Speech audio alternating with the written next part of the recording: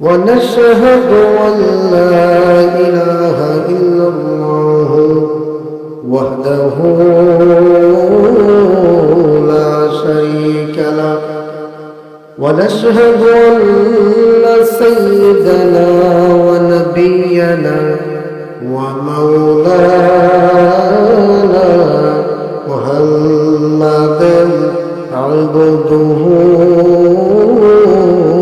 ورسوله الذي أرسله بالحق بشيرا ونذيرا وداعيا إلى الله بإذنه وسراجا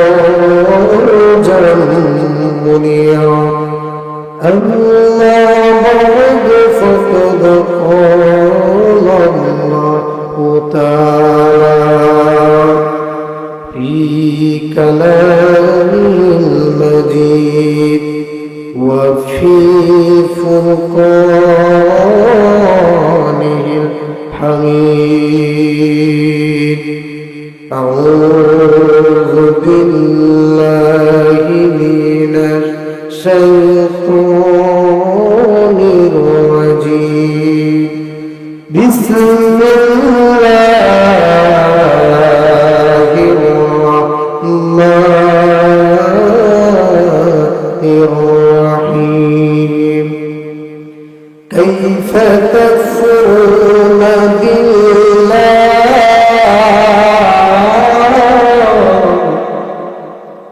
كيف تكفرون بالله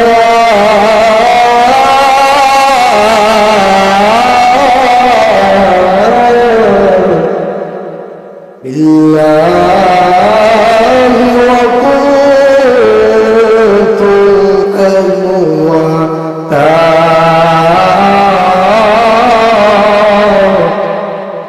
فأحياكم ثم يميتكم ثم يحييكم ثم إليه ترجعون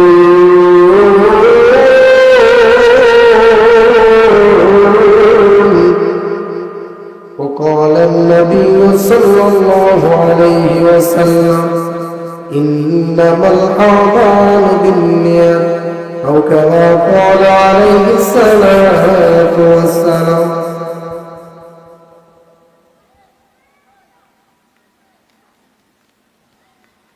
আনোয়ারুল ফুরকানিয়া মাদ্রাসা বাইতুল মামুন জামে মসজিদ এর উদ্যোগে বার্ষিক ইসলামী মহাসম্মেলন। আজকের সম্মেলনের সম্মানিত সভাপতি, দূর দূরান্ত থেকে আগত ইসলাম প্রিয় দিন প্রিয় মুসলমান তাওহীদ জনতা, আল্লাহ রাব্বুল আলামিনের দরবারে শুকরিয়া আদায় করছি, যিনি অত্যন্ত মেহেরবানি করে আমাদেরকে আজকের এই মাহফিলে আসার বসার তৌফিক দান করেছেন। সেই জন্য আমরা সকলে শুকরিয়া আদায় করি আলহামদুলিল্লাহ। আরো জোরে বলি আলহামদুলিল্লাহ।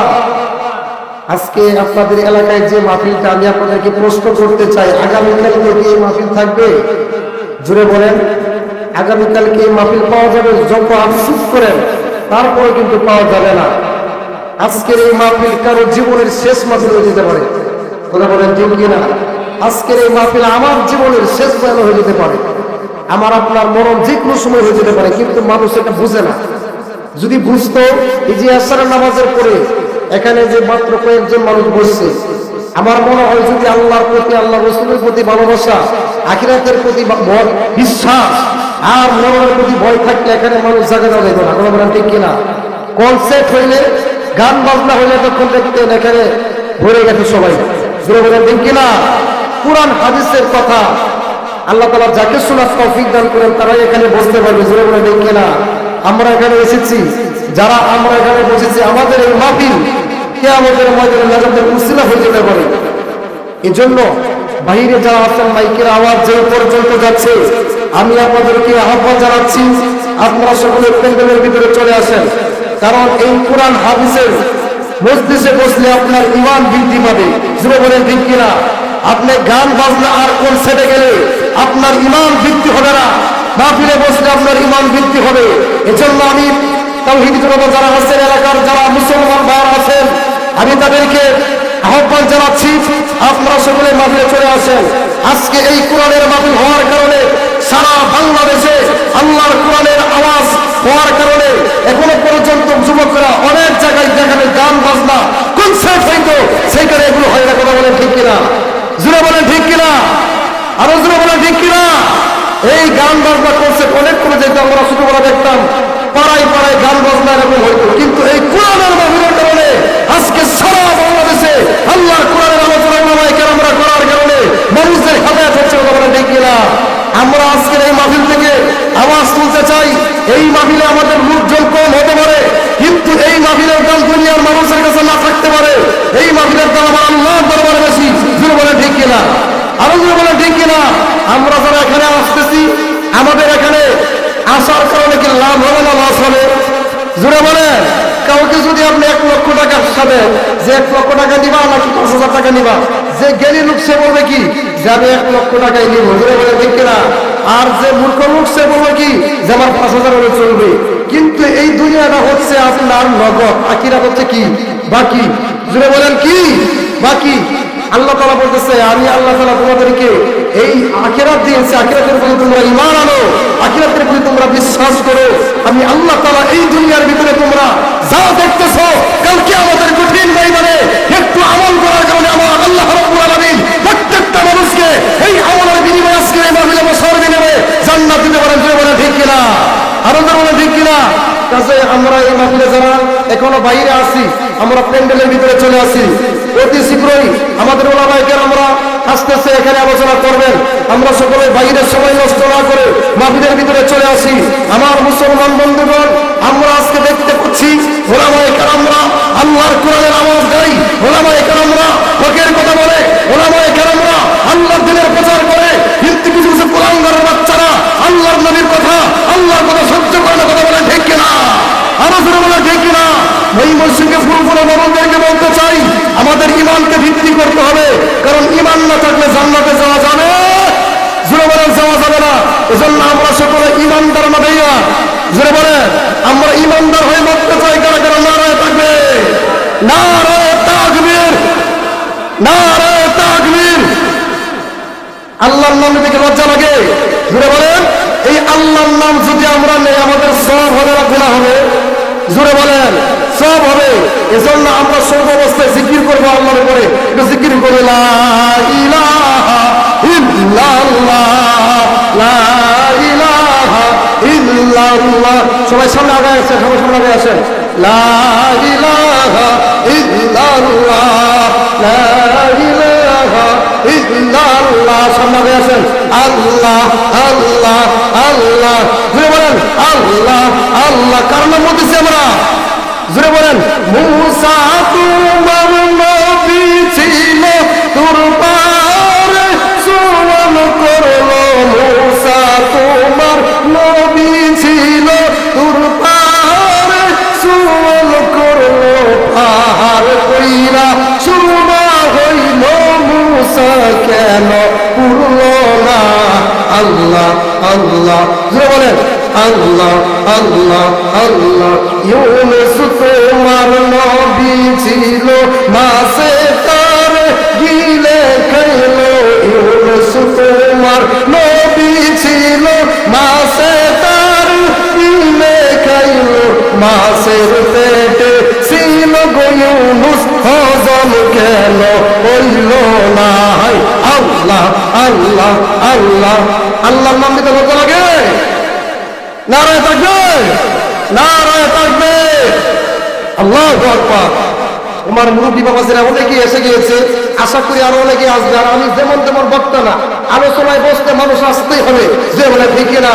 আমি আপনাদের সামনে কোরআনুল কারীম থেকে একটি আয়াতে কালিমা তেলাওয়াত করেছি। আল্লাহ রাব্বুল আলামিন যদি তৌফিক দান করেন, আয়াতকে সামনে রেখে আপনাদের সামনে কিছুক্ষণ আলোচনা করবো। সকলে থাকবেন না ভাববেন? জোরে বলেন থাকবেন কিনা? আমার মুসলমান বন্ধুগণ, আজকের এই মাহফিল আমাদের জীবনের শেষ পর্বে যেতে পারে, এজন্য আমরা আলোচনাগুলো আগ্রহের সাথে শুনবো। জোরে বলেন ঠিক কিনা? মরার পরে আমার আপনার প্রথম কাজে কি? জোরে বলেন। আমার ভাইয়ারা, আমার বন্ধুগণ, এই পৃথিবীর জমিন থেকে আমি আপনি বিদায় হয়ে যাব। বিদায় হয়ে যাওয়ার পরে 3টা কাপড় দিয়া ওই কাপড়ের দেখতে চাই অন্ধকার কবরের ভেতরে আমাকে আপনাকে রেখে আসবে। আমার আপনার বাবা যাবে না, আমার আপনার মা যাবে না, সন্তান যাবে না, ওই কবরের ভিতরে কে যাবে জোরে বলেন, একটু জোরে বলেন। আমার মায়ের ওই কবরের ভিতরে আমার সঙ্গী হবে আল্লাহ। এই জন্য এই পৃথিবীর জমিনে আমরা আল্লাহকে স্মরণ করব। আমার মায়ের উসমান রাদিয়াল্লাহু আনহু চোখের পানি ছেড়ে দেয়া কান্না করে, আমার মায়ের সাহাবায়ে আমরা বলি উসমান তুমি চোখের পানি ছেড়ে দেয়া কেন কান্না করো? এমনি উসমান রাদিয়াল্লাহু আনহু বলেন আমি পৃথিবীর জমিন থেকে বিদায় হয়ে যাব, আমার সামনে কবর রয়েছে, ওই কবরের মাটি আমাকে চাপ মারবে, এই ভয়ে আমি কান্না করি, আমি যেন কবরের ভিতরে বস্তুর জবাব দিতে পারি, এই জন্য আমি কান্না করি। আমার মায়ের উসমান রাদিয়াল্লাহু আনহু কবরের ভিতরে যাওয়ার জন্য কেমন হয়েছিল, আর আমার আপনার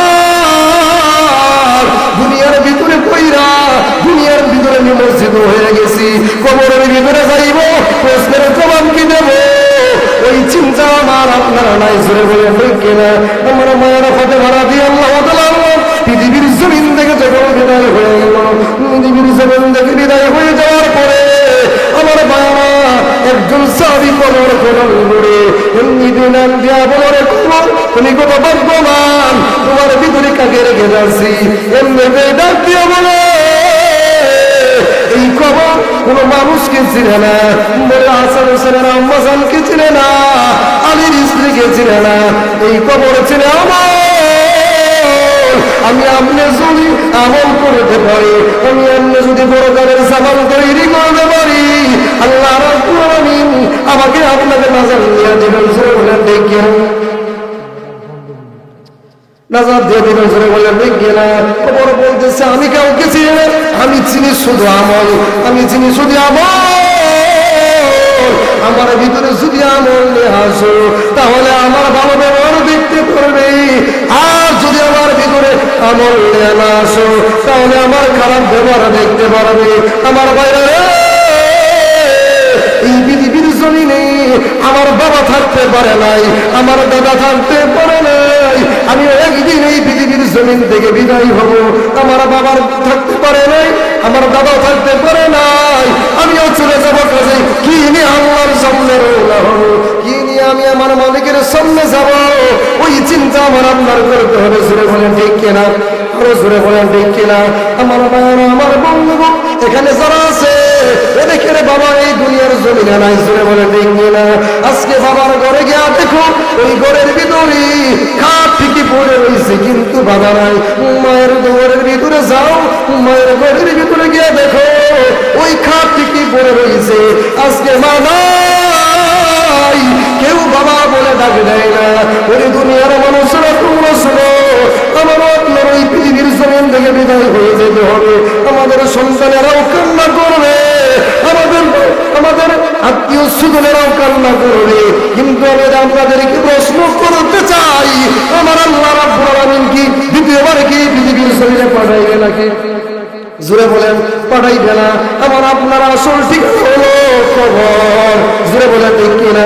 কোন জমিনের মাটি আমার হবে গোরস্থান, কোন জমিনের মাটি আমার হবে গোরস্থান, কাদের চোখের জলে আমি পাবো পরিত্রাণ, কোন জমিনের মাটি আমার হবে গোরস্থান, কারায় আমায় গোসল দিবে, কে আনিবে কাফন, কারায় আমায় কেঁদে কেঁদে করে দিবে দাফন, যার কাঁধে চড়ে আমি কবর দেশে যাব, জানি না কার মুনাজাতে খোদার রহম পাবো,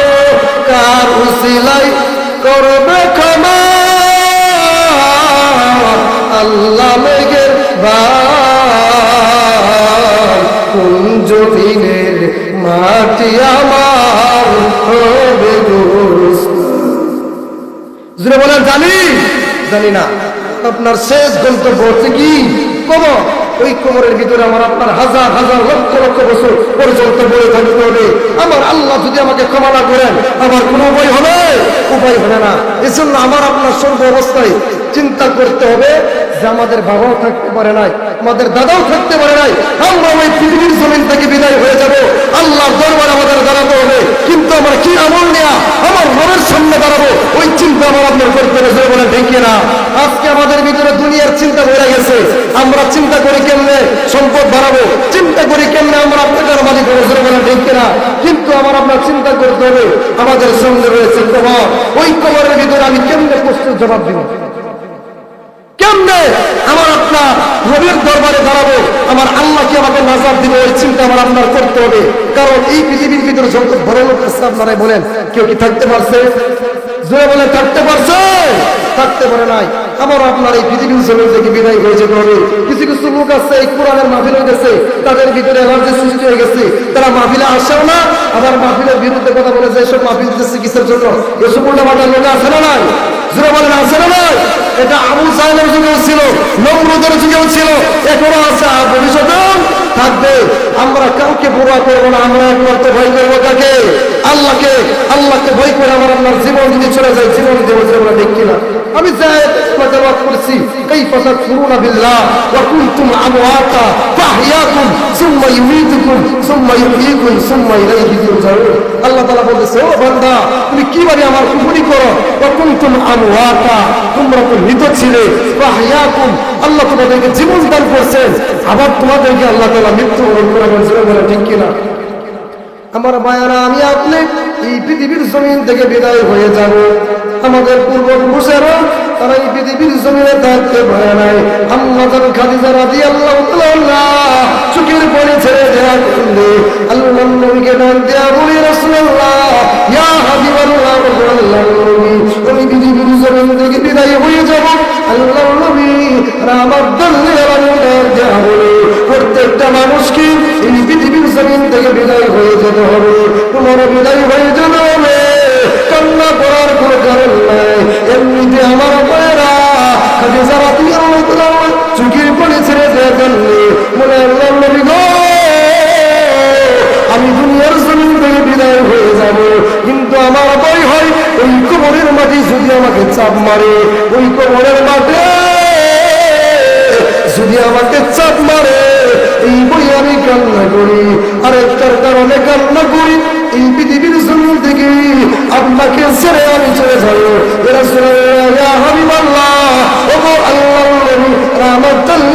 আপনার কাছে একটু আবদার, আপনার কাছে একটা চাওয়া, আপনার কাপড়ের কাপড়, আমার কাপড়ের ভিতরে আপনার একটা জুব্বা মোবারক দিবেন নাকি? আল্লাহ বলে, অবশ্যই তোমার কাপড়ের ভিতরে আমার জুব্বা মোবারক দিয়ে দিবে। আমার ভাইরা, আমার বন্ধুগণ, আল্লাহর নবী যখন এই কথা বলে, এমনিতে আল্লাহর নবী প্রশ্ন করে, তুমি কেন তোমার কাপড়ের ভিতরে আমার জুব্বা মোবারক চাও? এমনিতে ডাক দেয়া বলে, আল্লাহর নবী গো, এই কবরের ভিতরে মন করে নাকি রাজবে? আমাকে প্রশ্ন করবে, আমি কি জবাব দেব? আমি জানি না, আমার বড় ভয় হয়। অথচ আল্লাহ সালাম জানাইছে, কিনা করেন জিবরাইল, খাদিজার কবরের ভিতরে ফেরেশতা কেন আসতেছে না? খাদিজার কবরের ভিতরে ফেরেশতা কেন আসে না? এমনিতে জিবরাইল নাম দেওয়া বলে, ইয়া রাসূলুল্লাহ, ইয়া হাবিবাল্লাহ, খাদিজার প্রশ্নের জবাব মহান আল্লাহ রাব্বুল আলামিন দিয়ে দিয়েছে। জোরে বলেন সুবহানাল্লাহ, আর জোরে বলেন সুবহানাল্লাহ। আমার আপনার কবরের প্রশ্ন নিয়ে কোনো চিন্তা নাই। জুড়ে বলেন ঠিক কিনা?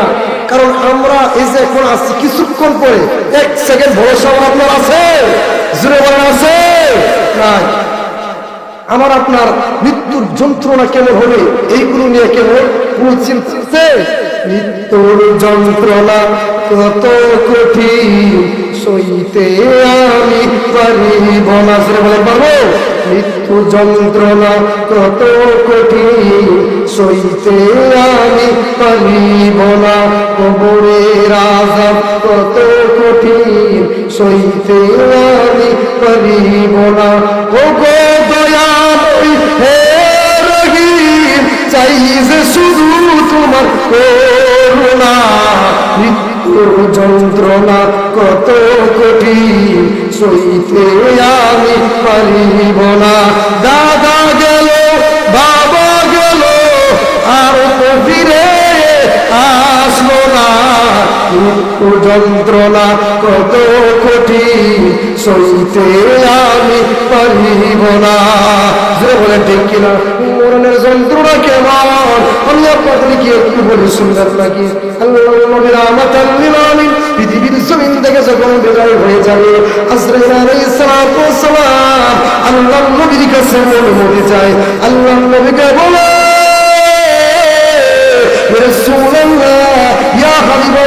আপনার কাছে অনুমতি চাই, আমি পৃথিবীর জমিনে অনেক পয়গম্বর আপনার আগে এই পৃথিবীর জমিনে এসেছিল, কারো কাছ থেকে অনুমতি নেই নাই, আমি আপনার কাছে অনুমতি চাই। আপনি যদি অনুমতি দেন আপনার রূহকে কবজ করবো, আপনার জানকে কবজ করবো। আল্লাহ নবীর রাহমাতাল লিল আলামিন জিবরাইল আলাইহিস সালাতু ওয়াস সালামের অপেক্ষায় আছেন। এমনিতেই জিবরাইল কান্না করে, আর আল্লাহ নবী ডাক দিয়ে বলে, জিবরাইল তুমি কেন কান্না করো? এমনিতেই জিবরাইল ডাক দিয়ে বলে, ইয়া রাসূলুল্লাহ আপনার কাছে হাজার হাজার বার এসেছি, আর আপনার সঙ্গে দেখা হবে না, আমি নিয়ে চলে যাব, আপনার সঙ্গে আমার আর দেখা হবে না। ইয়া রাসূলুল্লাহ ইয়া হাবিবাল্লাহ এই জন্য আমি কান্না করি। আল্লাহ নবী রাহমাতাল লিল আলামিন বলে, ও জিবরাইল রে, আজরাইল অনুমতি চাই, আজরাইল অনুমতি চাই, আমি কি অনুমতি দেওয়া দেব নাকি? ইয়ার পরে বলে আমার ভয় হয়, ওই কবরের মাটি আমাকে চাপ মারবি, কিন্তু আমার আপনার ভয় হয় না। সে বলেন ঠিক কিনা? লাইটটা বন্ধ করে ঘরের ভিতরে তুমি ঘুমাও, ঘরের ভিতরে তুমি একেবারে চিন্তা করো, আমাকে ওই অন্ধকার কবরের ভিতরে হাজার হাজার লক্ষ লক্ষ বছর থাকতে হবে। সে বলেন ঠিক কিনা? ওই কবরে আমি কেমনে থাকবো? সাথী নাই, বাতি নাই। সে বলেন ঠিক কিনা? আধর ইয়া মানুষ আল্লাহ বানায়া কেমনে দিবা জাহান্নামে ফালায়া, কেমনে দিবা জাহান্নামে ফালায়া। ওরা করেছি আর তো গুনাহ করব না, মাফ কইরা দে মাবুদ আল্লাহ, রব্বানা মাফ কইরা দে মাবুদ আল্লাহ, রব্বানা। সকলেরই দরজা হইতে আল্লাহ ফিরিয়া তোমারই রোজায় রইলাম করিয়া, তোমারই রোজায় রইলাম করিয়া। যে বলেন ঠিক কিনা? তুমি যদি মাফ না করো আল্লাহ বান্দারে, বলো তোমার বান্দার কি ঠিক কিনা? বলো তোমার বান্দার কি পাইও রে? তুমি যদি মাফ না করো আল্লাহ কবরে কেমনে থাকবে বান্দা যে আধার গোরে, কেমনে থাকবে বান্দা যে আধার গোরে। তুমি যদি মাফ না করো আল্লাহ মিজানে গুনার পাল্লা মারি গো রে, সেই দিনে গুনার পাল্লা মারি গো রে, সেই দিনে তুমি যদি মাফ না করো আল্লাহ আসরে মাথার